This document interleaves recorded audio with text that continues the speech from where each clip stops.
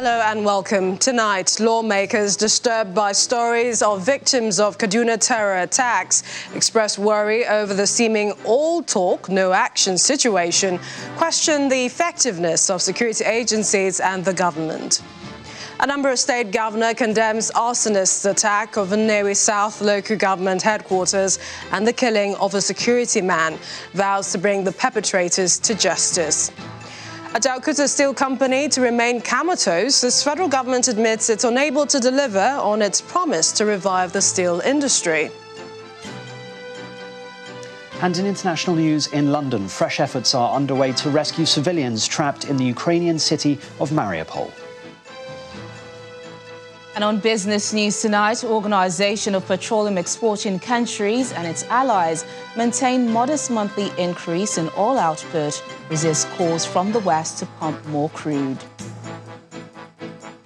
On sports news tonight, British Nigeria boxer and WBO World Cruiserweight champion Lawrence Okoli returns to Nigeria years after he came as a kid. Says visit is to inspire young boxers in the country. And from the nation's capital, Federal High Court Abuja clears former NNPC GMD Andrew Yakubu of money laundering charges.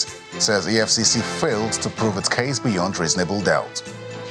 Monday's deadly attack on a Kaduna-bound train and similar incidents in Kaduna State are still generating ripples as lawmakers in the House of Representatives have expressed disappointment in the nation's security agencies.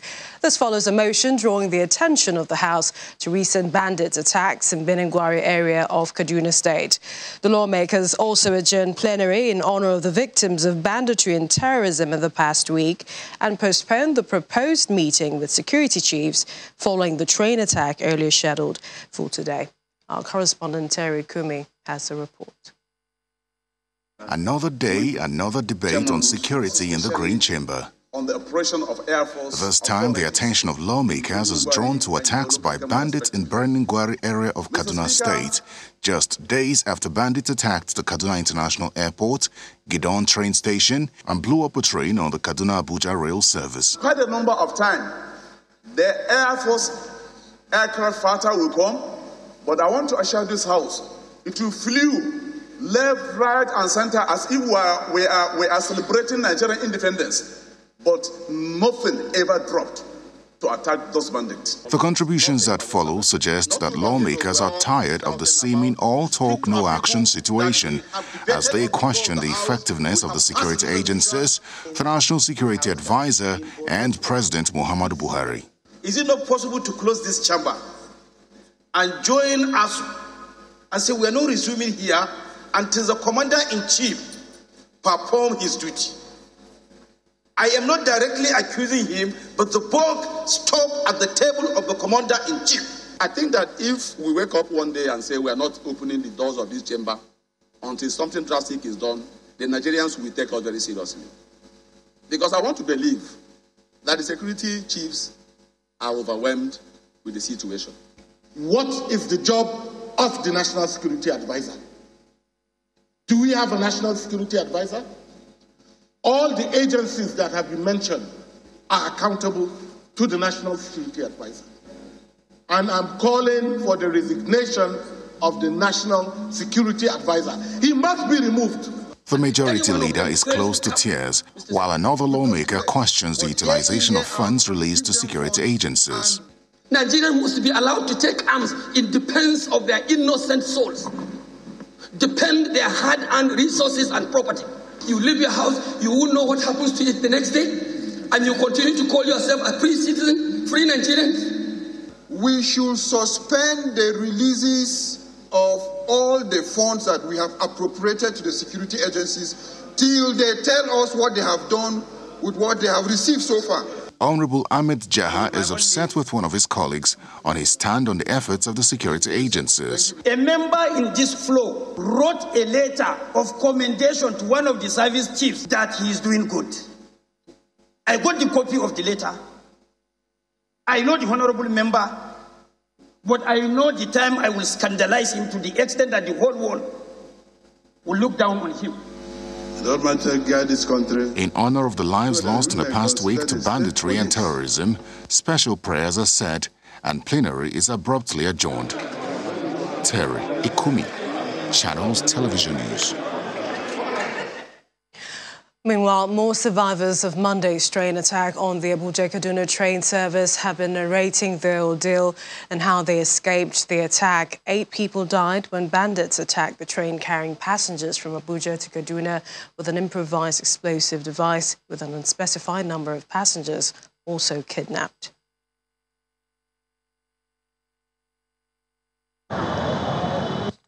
The National Board for Technical Education is mourning following the death of the agency's Director of Vocational Skills Department at the National Board for Technical Education, Malam Abdul Isa Kofurmata.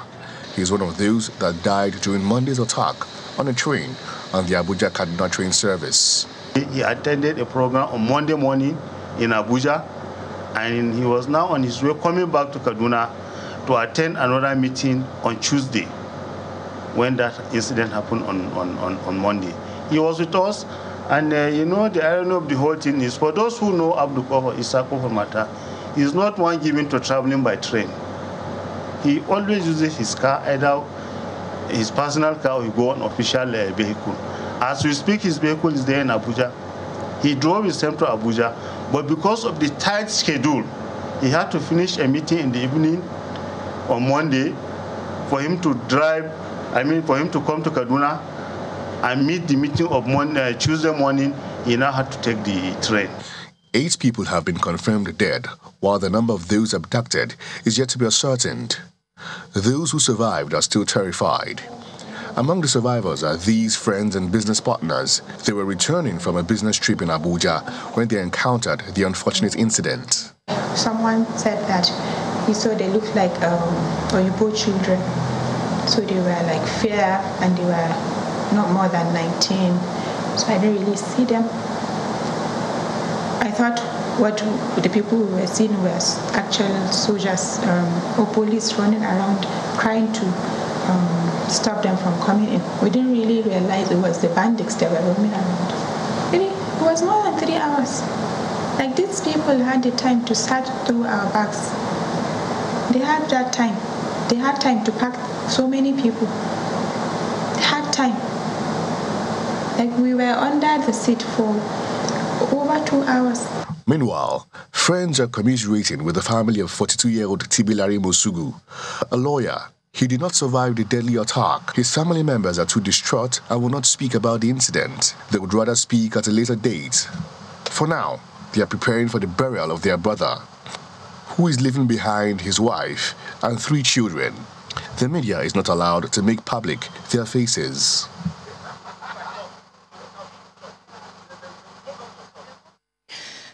One of the 8 Nigerians who died following the train attack was the Kwara State Chairman of the Trade Union Congress, Akumi Akinshola. During a visit to his residence in Ilorin, his family members were seen lamenting the incident, calling on the federal government to find a lasting solution to the incessant killings in the country. His wife is still devastated and seeks justice over the death of her husband. I just want to just go through.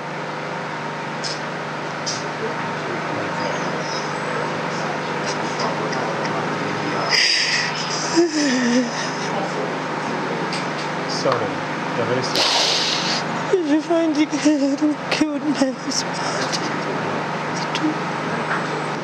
his promises to his children or mine, or to the family or people that he's treating. My husband was the best man ever. He fights for people and he fought for people to death without waiting for his children's future. Devastating there, talking about the moments families of victims of this attack. Or staying with the train attack, the management of the Nigerian Railway Corporation says terrorists have contacted about 5 families of those abducted on the Abuja-Kaduna train. The managing director of the NRC, Mr. Fidet Okiria, was speaking to Channels Television in an exclusive interview, explained that only 362 persons were validated to travel on the 840-capacity train. He maintained that 17 persons who bought tickets for their relatives for that ill-fated trip say they haven't heard from their loved ones. We have set up a desk.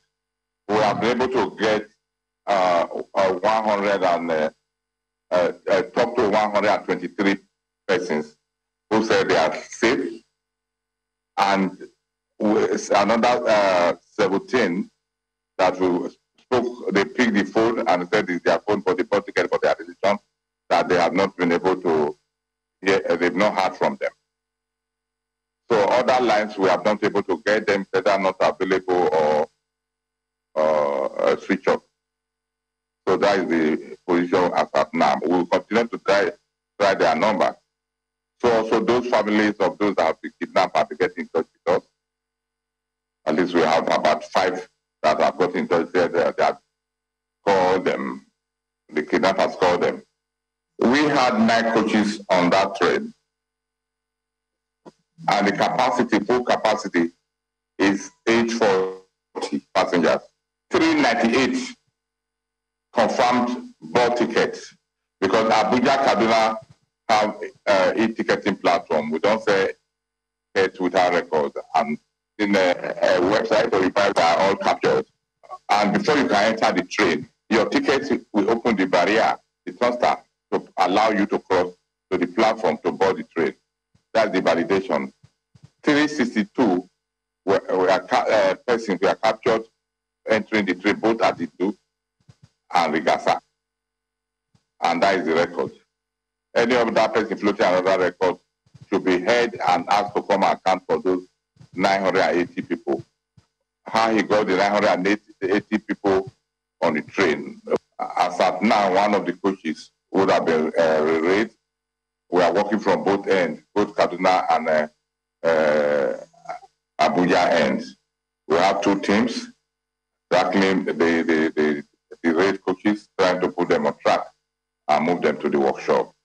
Hopefully, within the next 2 weeks, the coaches will be out of sight and the track restored.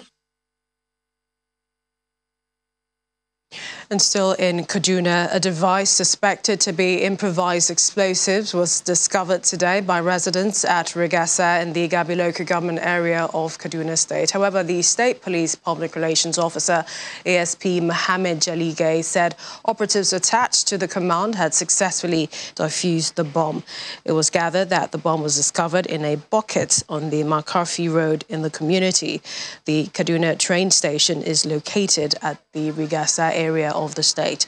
The police spokesman urged residents to report any suspicious movement within their vicinity to the nearest police station. In part 2, after the break, Ajaokuta Steel Company to remain comatose as federal government admits it's unable to deliver on its promise to revive the steel industry. That's the moment. Stay with us.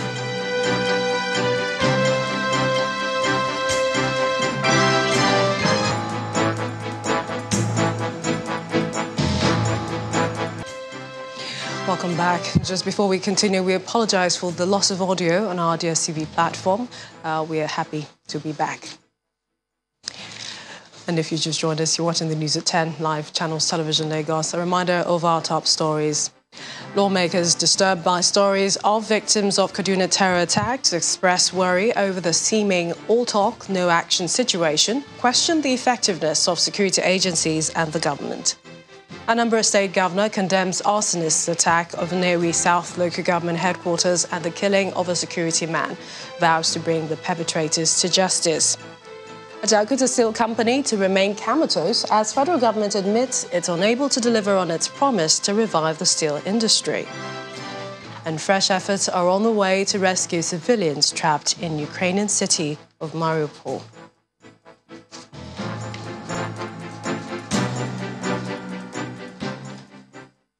The tactics bandits employ in carrying out their nefarious acts have changed, going by the recent train attacks in Kaduna. Therefore, the government's response to these threats must change as well.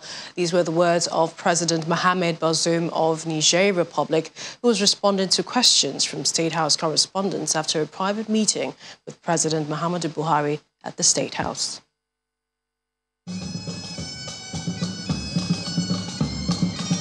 This is the second visit to Nigeria of President Mohamed Bazoum of the Republic of Niger since he came into office in 2021.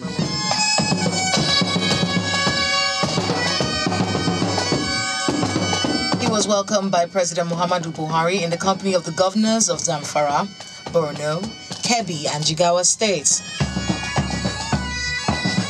As President Bazoum is led into a closed-door meeting with the president, it is expected that issues of economic advancement and security will form the crux of their conversations. After the meeting, President Bazoum addressed his State House correspondents, stating that both governments must modify their responses to these security threats. Financé par le Nigeria. Nigeria almost entirely funded the MNJTF operations, and if Nigeria decides to do the same in Northwest axis, we'll be very happy, because that means it will reduce the burden, the economic and the financial burden of the fight against these bandits. As President Bazoum prepares to go back to his country, the governors of Zamfara and Borno proffer solutions to the security challenges faced in parts of the country. What we are doing is that if we have any information about bandits that coming from either exit Niger, then we are going to push them from Nigeria. Then we allow the Niger security to monitor and push them so that we can collectively fight these criminals. One of the most important things that we should do to address the insurgency problem in the entire northern state is to see how we can reduce poverty in the region. You heard the president of Niger did mention about strengthening the operations of the multinational joint task force. They are currently operating in the shores of the Lake Chad. That means, that boils down to what I've been saying before. I had advocated several times on the use of the platform of the MNJTF to defeat the insurgents who are harboring on the shores of the Lake Chad. For the president of Niger, the multinational joint task force has recorded a lot of success in the war against Boko Haram. He believes that this model should be replicated across the sub-region to handle other issues such as banditry, and they're welcoming any help from the Nigerian government in that regard. From the State House in Abuja, Kayla Megwa, Channels Television News. In other security stories, gunmen in the early hours of today attacked the headquarters of Nnewi South local government area in Anambra State, killing a security man attached to the council. Eyewitnesses say the attackers used petrol bombs to set fire to the building. It was not clear what led to this fresh attack, but the police command says it's investigating the incident as a suspected case of arson. Governor Chukwuma Soludo, who visited the scene shortly after, condemned the attack and vowed that the perpetrators would be brought to book. Sad moment to say arson. Whatever may be the cause, I think that needs to be ascertained. But the report so far is that some people invaded this place, probably about early hours of the morning, 12:30 a.m. and shot someone. I think they killed. They killed a security man, and to be able to have access. So it's people who came in with intent to commit arson. Certain buildings are blessed. The education I think that's the one where education is here, and that's the one we're backing. Then the first one there, Works Department, and then where the traditional rulers meet, and then several others they try to set up less. You just wonder what kind of barbarism is this. Whatever may be the motive, whatever may be the cause, whatever may be the thing of protest, arson and bloodletting cannot be part of it. Arson and bloodletting cannot be part of it. because that way you are impoverishing the people. You are impoverishing the people the more. Because, okay, you come and bond this, what happens? The money that should have been used to hire teachers, the money that should have been used to pave roads, the money that should have been used to provide water, the money that should have been used to provide the basics to the people, will now be used to start rebuilding the buildings. Who is the loser? Who loses? The ordinary man in the street. Let's head over now to our Abuja studios where Terry Kumi is standing by with more. Hello, Terry. Well, hello, Millicent. Nigerians who had hoped that the Ajaokuta steel rolling mill in Kogi State would come on stream soon may have to look beyond this administration. This is because the Minister of Mines and Steel Development, Mr. Olamilekun Adegbite, is admitting that the government will not be able to deliver on its promise on the project before the end of the Buhari administration. The minister made the admission while fielding questions from State House correspondents, where he also outlined the successes and challenges faced by his ministry since he assumed office. It is the 34th session of the State House media briefings, and this time, State House correspondents are briefed by the Minister of Mines and Steel Development, Mr. Olamilekun Adegbite. He begins with the success achieved by his ministry so far. So when we came into office in 2019, set up a body to say, look, we must have made in Nigerian Barite to save us that kind of money and also possibly to export Barite. Thank God, October last year, we were able to launch Made in Nigerian Barite. Only produced from Nigeria, up to industry standard, is measured by API, American Petroleum Institute. So it meets all international standards. So nobody has to import Barite into Nigeria again from October last year. According to him, one of the challenges his ministry faces comes from state governments who sometimes believe they own the natural resources in their states. But when we come to minerals, we still have issues with state government, thinking that, oh, the minerals in my state belongs to me, and they want to get active in that sector. So what we've done is that states can participate in mining, but not as subnationals, but as corporate. So we encourage state governments to form their own companies and, of course, come and participate. Taking questions from State House correspondents after the briefing, the minister admits that the government will not be able to deliver on the Ajaokuta steel rolling mill project as promised by the Buhari administration. I told you Ajaokuta will, by the grace of God, will start an irreversible process. The problem with Ajaokuta is actually what you call force majeure. Nobody thought of the COVID. If not for the COVID, maybe we'll have Ajaokuta, because the plan was to deliver Ajaokuta this year, 2022. And I've said it before. When we came back from Russia, yes, I went to the public and said, look, we'll deliver Ajaokuta before the end of this tenure. And I pray that I'll have a chance to go back and apologize and explain what happened to the people before I leave office. Yes, it's through no fault of us. Everybody was gung-ho, we were ready to go. Unfortunately, COVID became a force majeure. Despite this setback, the minister is confident the Ministry of Mines and Steel Development has made progress in his time in office, contributing 10 billion naira to Nigeria's generated income in 2021, as opposed to the 2 billion naira it contributed in 2015.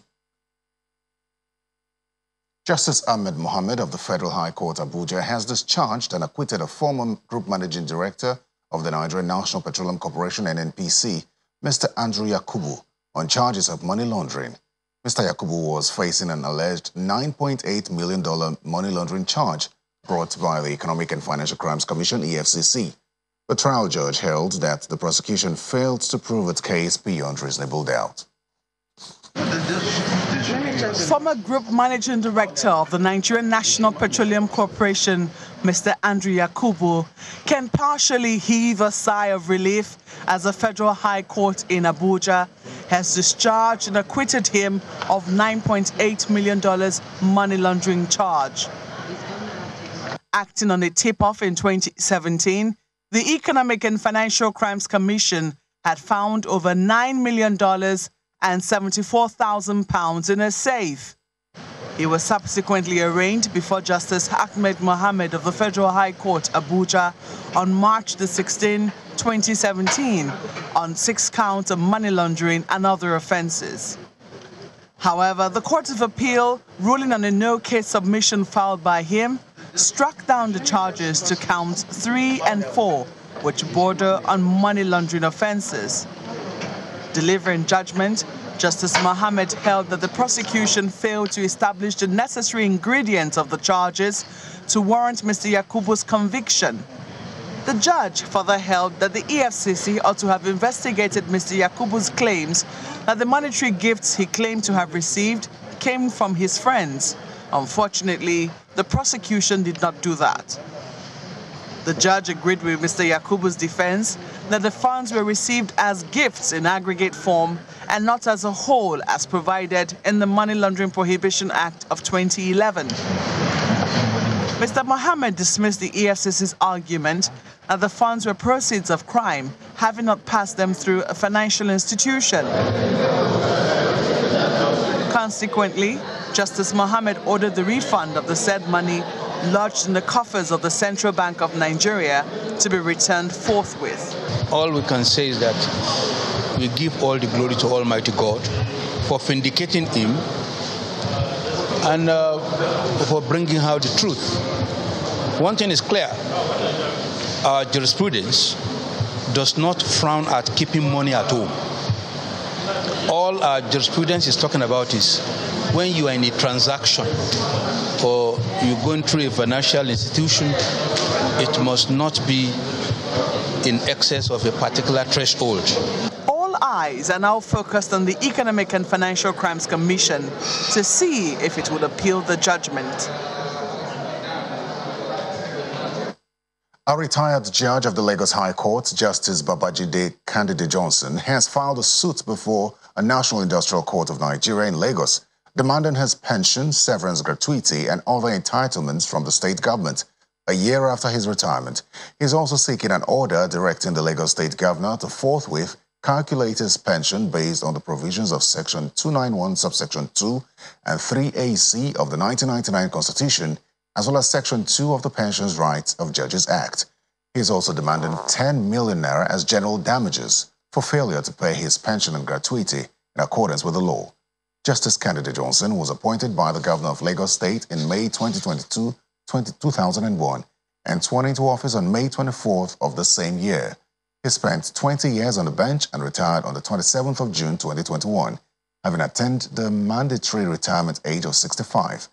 However, counsel to the Lagos State government says that the claimant belongs to the judiciary, which has been constitutionally bestowed with its independence and financial autonomy that is sacrosanct. To the National Assembly, where the Senate Committee on Finance has launched an investigation into the status of crude oil seized by the Nigerian Navy from operators of foreign vessels. Chairman of the Senate Committee on Finance, Senator Adeola Solomon, mentioned this to Channels Television after a meeting with major stakeholders to discuss revenue leakages in the country's maritime sector. Our correspondent Linda Kigbe reports. This is a meeting called by the Senate Finance Committee with heads of government agencies to discuss leakages in the country's maritime sector. The committee is alleging that several companies who lift crude from Nigeria do not pay taxes to the country, leading to huge revenue losses. The committee questions the Navy on its role in fighting crude oil theft and ensuring that the operators of foreign vessels who lift oil do not shortchange the country by way of tax avoidance. There is this question. If you have this clearance from NNPC for companies that have been cleared to lift Nigerian crude, then why the theft? Sir, this year, sir. Yes, sir. We have arrested about 13 ships, first quarter 2022. And last year, sir, we arrested 44 ships. And these ships, they were carrying various products. Totaling for last year, they are carrying about 1.6 million barrels of crude oil that we arrested and denied. Some are still with us, some have been disposed of. So who disposed them? EFCC, the master. Prosecuting agencies like EFCC dispose all these products? Yes, sir. And where are the money? Through the federal account, sir. The attention of members shifts to the finance minister to find out the status of a seized crude oil. At least in the past couple of weeks, we've been working very closely with the NNPC on this challenge that we have of crude oil theft. So they had reported that the Nigerian Navy has seized some vessels with very significant volumes of crude oil. But I'm not aware of how the seized products are handled or how they have been handled so far. Speaking in an interview with Channels Television after the meeting, the chairman of the Finance Committee says there is a lack of coordination among government agencies in fighting crude oil theft. We want to know the current status of the vessels. How many of these vessels have been released? How many have been returned? How many have been taken to somewhere else? And if to who? These discussions are expected to continue next Monday as the committee intends to invite the Economic and Financial Crimes Commission to find out the status of the crude oil seized from operators of foreign vessels. Linda Akibe, Channels Television News. Well, that's all from the nation's capital. Millicent? Thank you, Terry. The president is promising better policies that will give a boost to the nation's manufacturing and industrial sectors. Speaking at the virtual commissioning of the BOI Tower 2 in Abuja, President Muhammadu Buhari explains that his administration remains committed to supporting the sector with financing through agencies such as the Bank of Industry at single interest rates.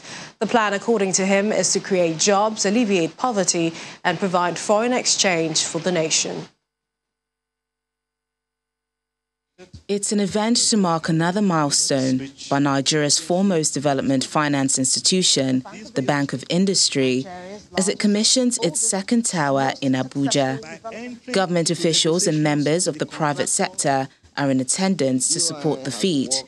Officials of the bank are grateful for the priority accorded to the bank as they continue to create jobs and improve the businesses of Nigerians. The bank's innovative and technology-driven platform has been very instrumental to the overwhelming success of the various federal government social intervention programs, including but not limited to the Nigerian Economic Sustainability Plan, NESP, where 75 billion naira was disbursed through Bank of Industry.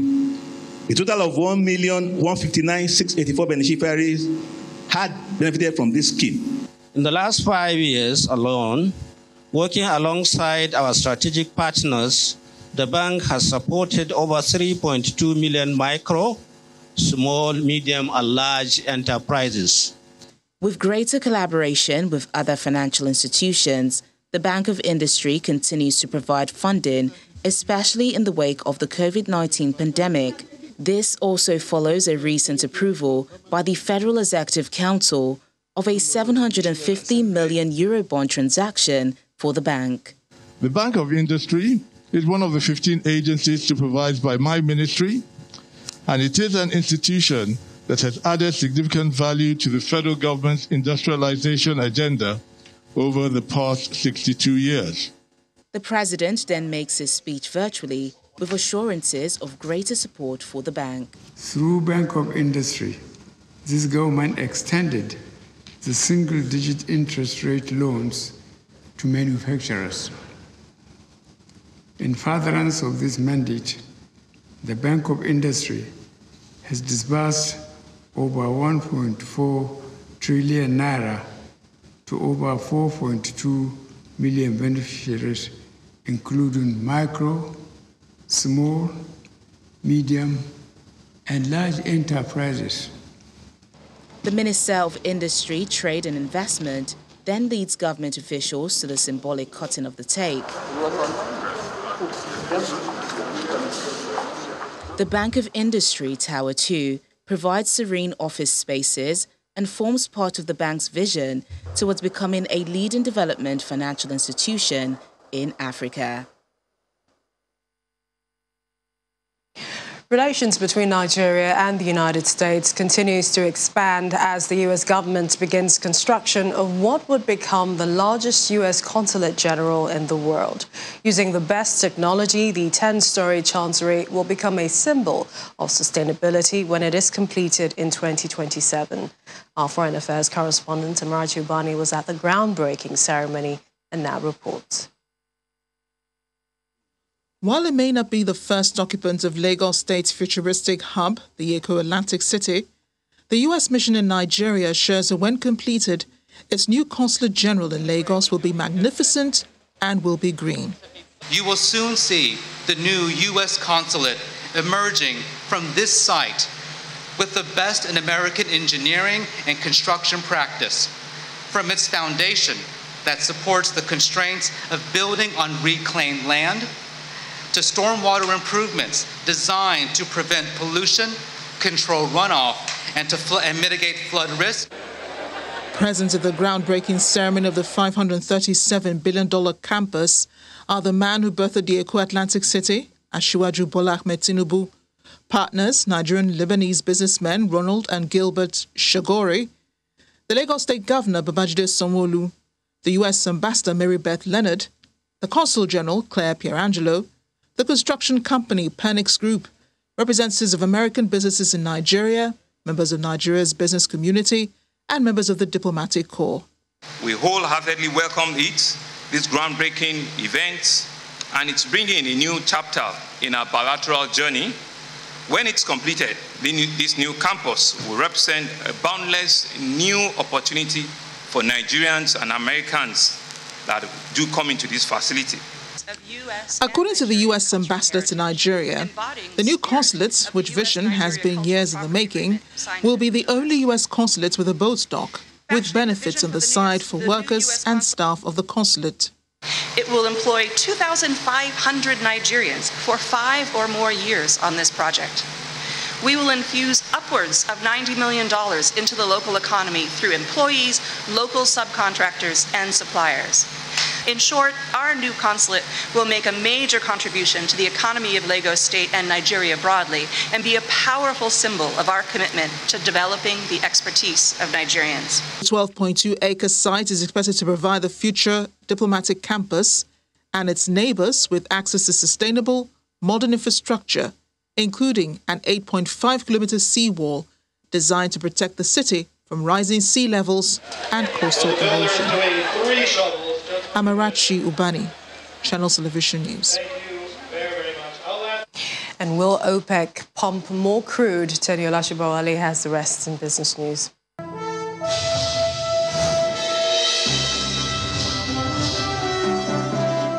Thanks a lot, Millicent. Well, the Organization of Petroleum Exporting Countries and its allies, including Russia, have agreed to another modest monthly increase in oil output. At the end of the meeting held today, OPEC Plus announced that it would raise output by about 432,000 barrels per day in May, while resisting repeated calls by the West to pump more crude to cool prices that's risen to close to an all-time high. This comes as the group of oil-producing countries decided to stop data from the Paris-based International Energy Agency, replacing it with reports from Wood Mackenzie and Rystad Energy. Meanwhile, OPEC Plus warns that the global economy would see a major blow from a prolonged conflict between Russia and Ukraine. The U.S. government has announced its plans to release 1 million barrels of oil per day from the Strategic Petroleum Reserve over the next 6 months to help cut gas prices and fight inflation across the country. The announcement, which comes as the White House seeks ways to combat rising energy prices caused by Russia's invasion of Ukraine, is the largest ever made in U.S. history. Meanwhile, oil prices dropped today following the announcement, with international benchmark Brent crude futures for May down by 5.43% to $107.26 per barrel, while U.S. crude futures dipped by 6.57% to $100.78 per barrel as at 9:45 p.m. local time. Back here, the House of Representatives Committee on Privatization and Commercialization has summoned the Minister of Transportation, Mr. Rotimi Amechi, over the refusal to renew expired lease agreements of 5 terminal operators. The concession for the 5 terminal operators amounted to 211.9 billion naira. Chairman of the committee gave the directive on Thursday after a resolution on a motion moved by Benjamin Ben, which was seconded and adopted. The committee had on March the 4th given the Transport Ministry 2 weeks to renew the expired lease licenses. An additional 32.87 billion naira is regained from the previous losses recorded on the local stock exchange due to sustained interest for the shares of MTN Nigeria. The total volume of trades increases by 27.2%. Will Ibong has details of today's trading activities.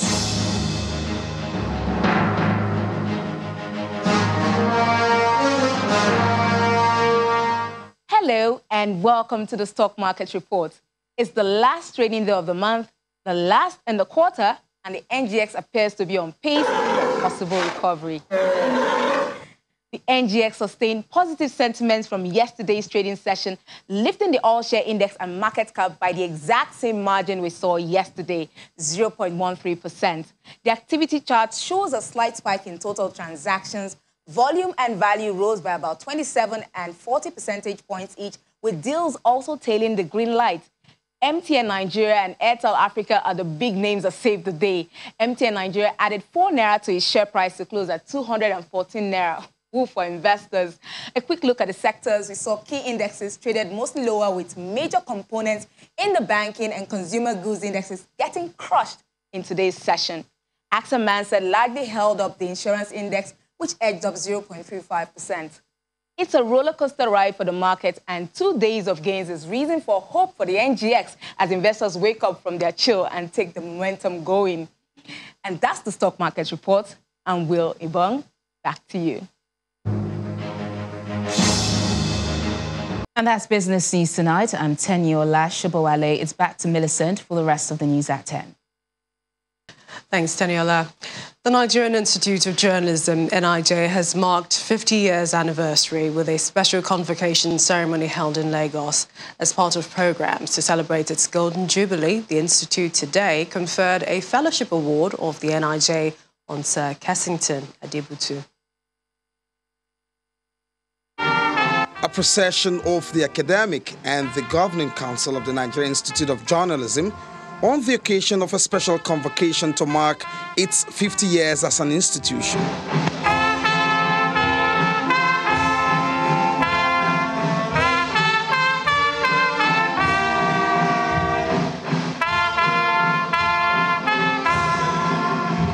It's not just a convocation of the academic.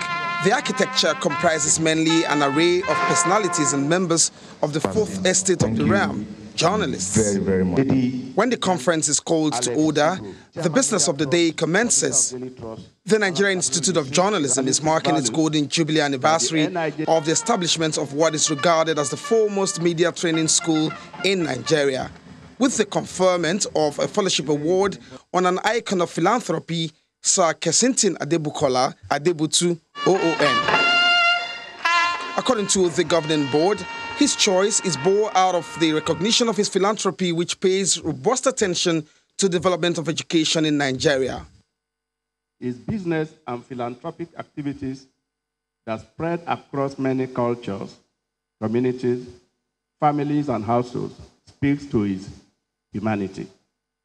It is against this background that the Segun Oshoba-led Governing Council and the Academic Board of the NIJ consider it fit and proper to identify with this remarkable icon of success, whose colossal investments in the lives of others have affected the socio-economic, political, cultural landscape of our country.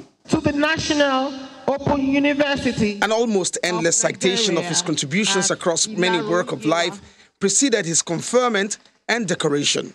I confer on you, the Odole Yoruba, the fellowship of the Nigerian Institute of Journalism, now endorsed, approved, and recognized by all editors and publishers all over the world through the International Press Institute.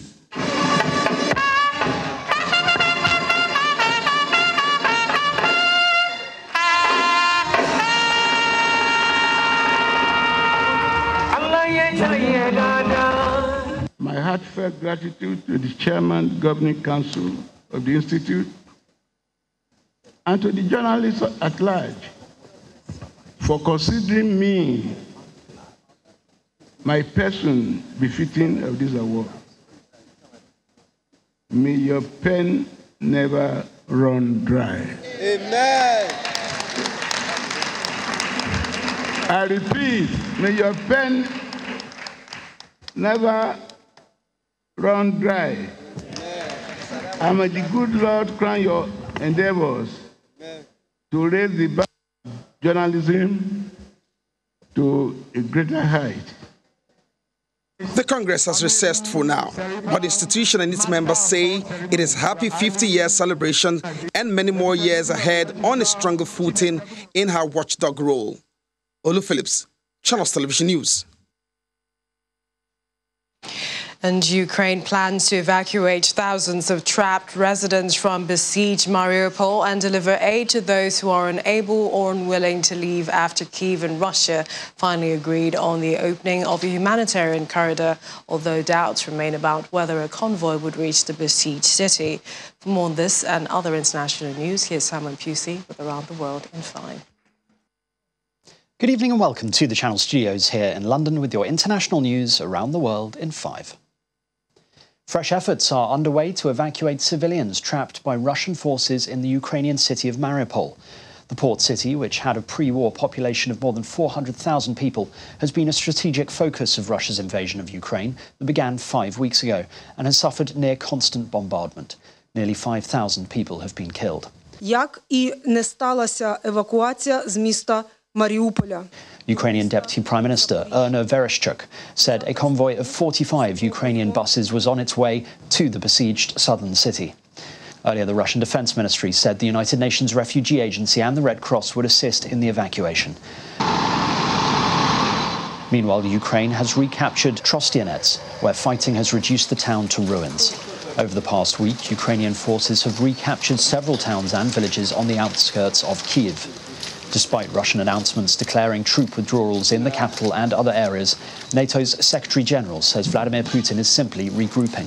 According to our intelligence, Russian units are not withdrawing, but repositioning. Russia is trying to regroup, resupply, and reinforce its offensive in the Donbas region. At the same time, Russia maintains pressure on Kiev and other cities. So we can expect additional offensive actions, bringing even more suffering. A Turkish prosecutor has asked a court in Istanbul to halt the trial in absentia of 26 Saudi suspects over the killing of Jamal Khashoggi in 2018. Khashoggi, a US-based Saudi journalist, was a critic of the Saudi government and is believed to have been killed inside the Saudi consulate in Istanbul. The prosecutor said the case should be transferred to Saudi Arabia. The court said it would ask the Turkish Justice Ministry for its opinion of the prosecutor's request. Israeli forces have killed at least 2 Palestinians in clashes that erupted during a raid in the occupied West Bank that followed deadly Arab attacks in Israel. The Palestinian Health Ministry said 2 Palestinians aged 17 and 23 were killed, while 1 Israeli soldier was injured. The Israeli military said its forces and border police entered the refugee camp in the city of Jenin to apprehend terrorist suspects. It comes after a Palestinian gunman from the Jenin area killed 5 people in the Tel Aviv suburb of Bnei Brak before he was shot dead by police. Kenya's judges have once again blocked a government-backed plan to make fundamental changes to the constitution. Supreme Court judges said the president had acted unlawfully when spearheading the reforms, known as the Building Bridges Initiative. They said it should have been led by citizens, not a sitting head of state. The defeat comes ahead of crucial elections in August.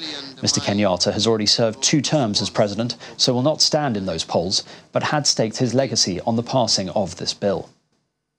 The US and the Philippines have conducted live-fire exercises in the north of the country during the annual military drills between the 2 treaty allies.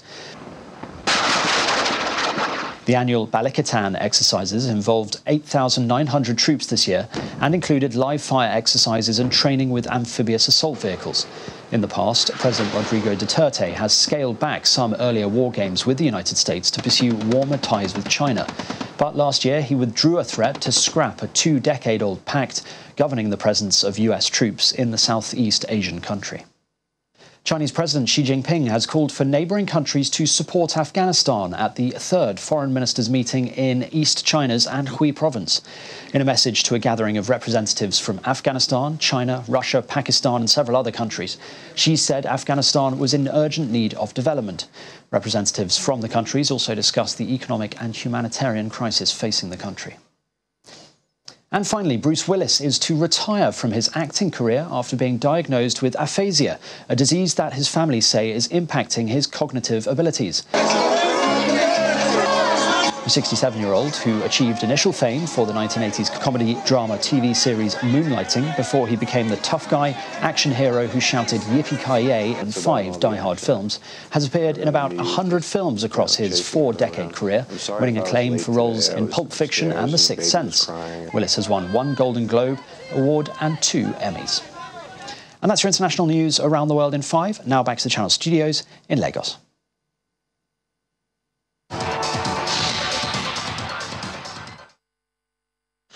Thank you, Simon, and welcome to Sports News. British Nigerian boxer and WBO World Cruiserweight Champion Lawrence Okoli is excited to be in Nigeria years after he came in as a kid and says his homecoming would inspire young boxers in the country. The 28-year-old has been unbeaten in all of his 18 fights, with 14 of them coming by technical knockout and 4 by decision. He says his dream will also be to bring a world bout home before he retires.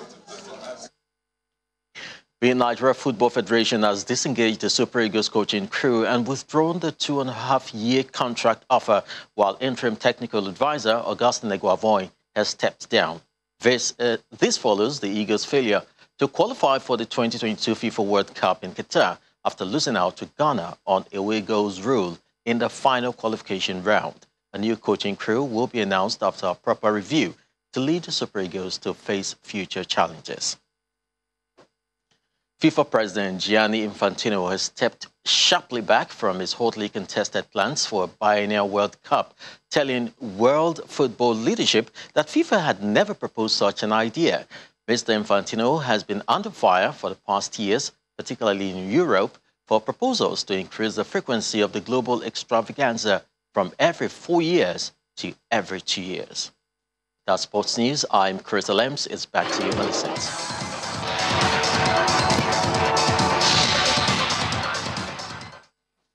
Thank you, Chris. And the main news again. Lawmakers disturbed by the tales of victims of Kaduna terror attacks today expressed worry over what they described as a seeming all talk and no action situation. They also questioned the effectiveness of security agencies and that of government. Also, a retired judge of the Lagos High Court, Justice Babajide candidate Johnson, today filed a suit before a National Industrial Court of Nigeria in Lagos, where he demanded the payment of his pension, severance gratuity and other entitlements from the state government a year after his retirement. Thank you for staying with Channels Television, your home for the news. That's the news at 10 tonight. Thank you for watching. I'm Millicent Walker. Stay safe. Good night.